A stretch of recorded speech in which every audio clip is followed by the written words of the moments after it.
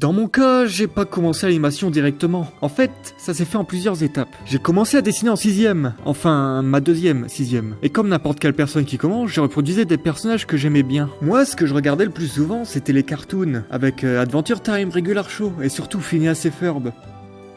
Et par la suite, je me suis mis à faire des petits sketchs. Les personnages que j'avais créés pour ça, c'était des Kirby. Mais avec des cheveux. C'était très simple mais suffisant pour ce que j'avais en tête. Et puis, un an plus tard, quelque chose m'a marqué. C'était Rayman Origins.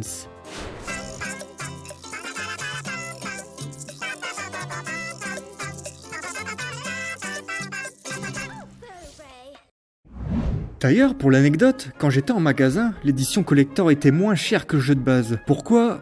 Je sais pas. Mais c'était bénef. Dans cette édition, il y avait l'artbook. C'est un livre qui contient beaucoup de dessins et décors du jeu. J'ai beaucoup recopié ce qu'il y avait à l'intérieur. Et le jeu aussi, je l'ai bien poncé. Tellement même que j'avais envie de faire pareil. Créer un jeu avec des personnages que j'aurais inventés. Alors j'ai cherché comment faire, mais en étant en collège, c'était très compliqué. Alors à la place, je suis reparti sur les sketchs. Mais cette fois-ci avec les nouveaux personnages que j'avais créés avec ce style. Et à force d'en faire, je commençais à avoir beaucoup de personnages. Les scénarios aussi partaient tellement loin que j'ai dû en faire des BD. Et j'en ai fait un petit paquet quand même. En les montrant autour de moi, il y avait un problème qui revenait souvent. Moi je m'attendais à ce qu'on me dise ce qui n'allait pas dans le scénario, mais à chaque fois le principal retour c'était les fautes d'orthographe. Et oui, ça compte. Alors je me suis demandé comment régler ce problème. Eh bien, s'il n'y a pas d'orthographe, il n'y a pas de faute.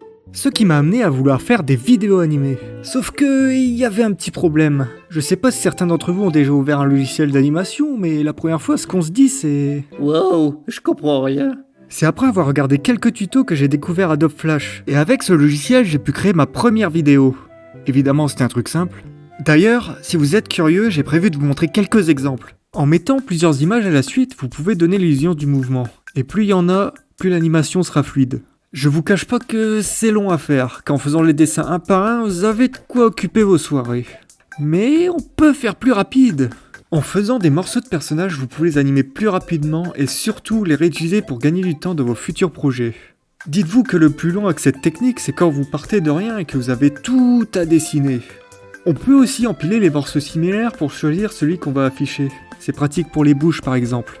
Et c'est pas fini, il y a encore plus rapide. Eh les gars, vous savez quels sont les cailloux les plus stylés? Non. Bah moi je vais vous le dire. Regardez celui-là. Il est gros hein.